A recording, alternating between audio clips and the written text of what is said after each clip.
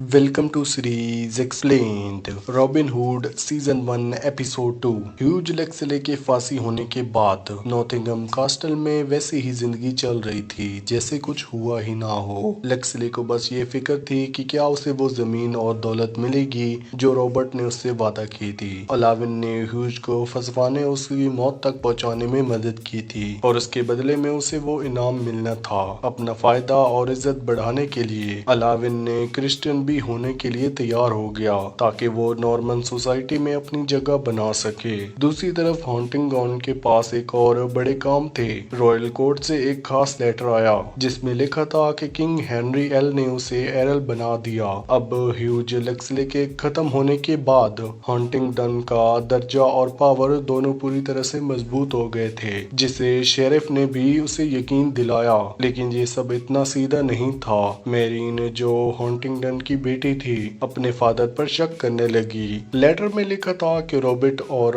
कोर्च को पैसा देकर टाइटल हासिल किया, लेकिन मेरीन जानती थी कि उसके फादर कभी इतने दयालु नहीं थे। उसे लगता था कि किंग ने ये टाइटल रॉबर्ट को इसलिए दिया था क्योंकि उसने ह्यूज जैसे बागी आदमी को मरवाने में मदद की थी। मेरीन के दिल में शक और बढ़ गया, लेकिन उसके पास कोई सबूत नहीं थे। उधर रॉबिन अपने बाप ह्यूज की मौत से बिखर गया था, लेकिन नॉटिंघम के बाहर उन कैदियों के दफन जगह पर अपने बाप के लिए रो रो कर अपना हाल खराब कर दिया। थोड़ी देर बाद उसका चाचा गेमवेल और कजिन वेल वहां पहुंचे और उसे घर ले आए। घर में रॉबिन की माँ अपने पति का इंतजार कर रही थी। जब उसकी मौत की खबर सुनी तो वो बिल्कुल टूट गई। अगले कुछ दिनों तक रॉबिन सिर्फ अपने दुख में डूबा रहा, लेकिन दुख उसे चैन नहीं लेने देता। फिर एक और बड़ा झटका लगा। उसकी माँ भी कुछ अरसे बाद गुजर गई। जाने से पहले उसकी माँ ने लेक्सले से कहा था, बेटा जिंदगी में नफरत और गुस्सा लेकर मत जियो, सब कुछ पीछे छोड़ देना वरना जिंदगी रुक जाएगी। और बस थोड़ी देर बाद ही उसकी माँ मर गई। अब रॉबिन पूरी तरह से अकेला रह गया। एक दिन गुस्से में उसका अपने कजन वेल से झगड़ा हो गया और बीच में उसने अपने चाचा गेमवेल के साथ छुरी से काट दिया। उस दिन रॉबिन और वेल के बीच दूरी आ गई, लेकिन एक अजीब चीज भी होने लगी। रॉबिन में एक अलग तरह की फीलिंग पैदा होने लगी। वो जंगल में और प्रकृति को समझने लगा। एक दिन जब वो अपने चाचा और विल के साथ डियर शिकार पर गया तो उसने अपने अंदर कुछ फेंट आवाज सुनी, जैसे पेड़ और हवा उसे कुछ कह रहे हों। वो आवाज उसे कह रही थी कि डियर को मत मारो। रॉबिन ने अपने तीन को रोका, जबकि विल नाराज हुआ क्योंकि उन्हें मीट चाहिए था, लेकिन रॉबिन ने अपनी फीलिंग पर यकीन किया। यही जंगल की आवाज आगे चलकर रॉबिन के लिए एक स्पिरिचुअल पावर बनेगी जो उसके रास्ते दिखाएगी और उसे एक नए सफर पर ले जाएगी। रॉबिन जब अपने चाचा गेमवेल के साथ रहने लगता है तो गेमवेल उसे मशवरा देता है कि वो लंदन चला जाए ताकि अपनी जिंदगी नए तरीके से शुरू कर सके। गेमवेल जानता था कि रॉबिन नॉर्मन जुबान समझता है और उसके रिवाज से भी वाकिफ है। विल जो उसका कजिन था लंदन जाने वाला था ताकि वहाँ पेज बनने की ट्रेनिंग ले सके, इसलिए गेमवेल चाहता था कि रॉबिन भी उसके साथ जाए और वहाँ कोर्ट में काम सीखे। उस वक्त लंदन में नॉर्मन लोगों का राज बढ़ता जा रहा था और वहाँ नौकरियों के लिए मौके भी बहुत से थे। अगर रॉबिन ट्रेनिंग ले लेता तो उसे एक अच्छी नौकरी मिल सकती थी और वो अपने पैरों पर खड़ा हो सकता था। गेमवेल ने ये बात अपनी बहन जॉन लेक्सले रॉबिन की माँ से भी की थी। उसने भी इस बात से सहमत होकर कहा था कि वो चाहती है कि रॉबिन एक सेफ और सिक्योर जिंदगी जिए जहाँ उसे नॉर्मन से कोई खतरा ना हो। लेकिन माँ के गुजर जाने के बाद रॉबिन का दिल और ज्यादा दुख और गुस्से से भर गया। उसने अपने चाचा से सीधा कह दिया कि वो लंदन नहीं जाएगा। उसके मना करने की कुछ बड़ी वजह थी। पहली वजह, रॉबिन को रॉयल कोर्ट में पेज जैसे छोटे पद पर काम करना पसंद नहीं था। उसका मानना था कि वो जिंदगी में कुछ बड़ा करने के लिए बना है, सिर्फ किसी के नौकर बनने के लिए नहीं। उसने अपनी पूरी जिंदगी जंगल और प्रकृति के बीच गुजारी थी। वो पत्थर और दीवारों से गहरी जिंदगी सोच भी नहीं सकता। दूसरी वजह, रॉबिन के दिल में नॉर्मन के लिए नफरत थी। उसके पिता हुई जो नॉर्मन ने ही मारा था और वो उनका नौकर बनकर अपनी इज्जत नहीं खोना चाहता था। उसकी नजर में नॉर्मन जुल्म करने वाले लोग थे जिन्होंने उनके परिवार से सब कुछ छीन लिया था। रॉबिन के दिल में अब एक ही इरादा था, अपने पिता की मौत का सच्चाई जानना और उनका बदला लेना।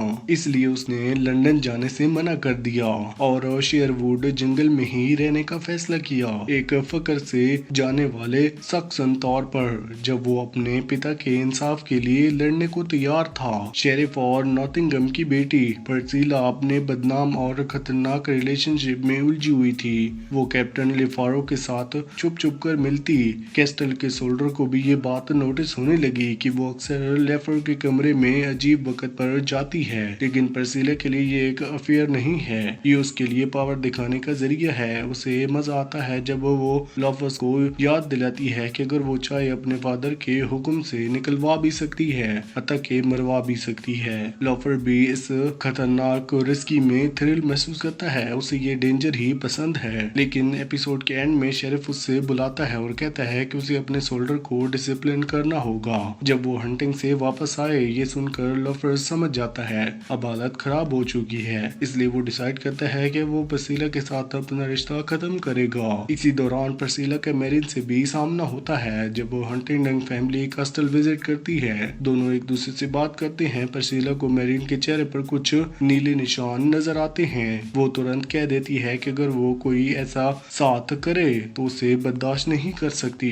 चाहे वो उसका बाप ही क्यों ना हो। इस बातचीत में मेरिन बता देती है कि वो फॉरेस्ट में एक पैगन शादी में गई थी और वहाँ उसने एक लड़के को किस किया था जिसके लिए उसका दिल में जज्बात हैं। जब पर्सिला पूछती है कि वो लड़का कौन है तो मेरिन बताती है कि वो रॉबिन लक्सले है। ये नाम सुनकर पर्सिला के चेहरे में रंग बदल जाते हैं। वो कुछ नहीं कहती, लेकिन उसके एक्सप्रेशन से लगता है कि अब वो मेरिन और रॉबिन के बीच प्रॉब्लम क्रिएट करेगी। शायद वो उनके रिश्ते को बिगाड़ने की कोशिश करे या रॉबिन को किसी और मुश्किल में डाल दे। खास तौर पर उस एपिसोड के एंड इवेंट के बाद, अपने माँ बाप के गुजर जाने के बाद रॉबिन को लगता है कि अब दुनिया में सिर्फ एक शख्स ही है जो उसे वाकई प्यार करती है, मेरिन हंटिंगटन। इसलिए हिम्मत करके एक दिन हंटिंगटन एस्टेट पहुंचता है। पैसों से भरा बैग लेकर उसका प्लान होता है कि वो और मेरिन दोनों मिलकर जंगल में छुप जाएं, जहां कोई उन्हें ढूंढ ना सके। वो कहता है कि उसके पास इतने पैसे हैं कि वो नई जिंदगी शुरू कर सकते हैं और शेरवुड हर कोने को जानता है।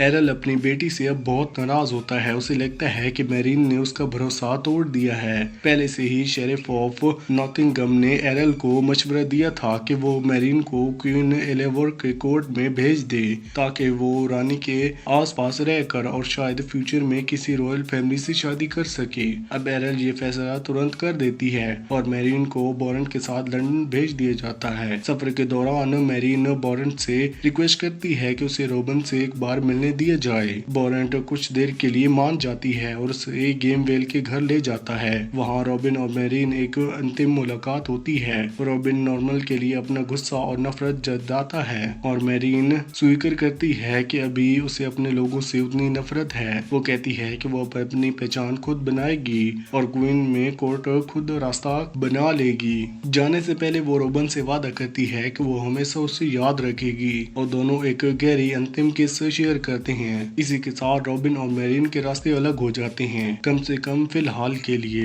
रॉबिन अपनी आर्चरी पर फिक्र करते हुए तुरंत शर्ट मान जाता है, पर उसके होश उड़ जाते हैं जब लॉफर्स कह देता है वो सामने वाले डियर को मार कर दिखाए। ये सुनकर रॉबिन एक पल के लिए रुक जाता है, क्योंकि जंगल में किसी भी जानवर को मारना नॉर्मल कानून के खिलाफ था। सभी एनिमल राजा के प्राइवेट प्रॉपर्टी होते हैं। अगर वो नहीं मारता तो लॉफर्स उसका बाव छीन लेता और उसे शेरवुड लौटने पर मजबूर करता। रॉबिन को मजबूरन शूट करना पड़ता है। उसके तीर सीधा डियर के दिल में लगता है, एक परफेक्ट निशाना। लॉफर्स और उसके सोल्डर हैरान रह जाते हैं, लेकिन अब उनके सामने एक बड़ी मुश्किल थी। उन्होंने खुद एक इलीगल हंटिंग देखी थी और कानून के हिसाब से रॉबिन क्रिमिनल बन गया। लॉफर्स के चेहरे पर एक अलग इरादा था। वो रॉबिन को भाग जाने देता, लेकिन पीछे से उस पर तीर चलाता, उसे मार कर ये दिखाने के लिए कि उसने एक पॉचर को मार दिया। अपनी जान बचाने के लिए रॉबिन पलटकर एक ही तीर चलाता है जो सीधा लॉफर्स को लगता है और वो वहीं पर मर जाता है। ये रॉबिन का पहला कत्ल होता है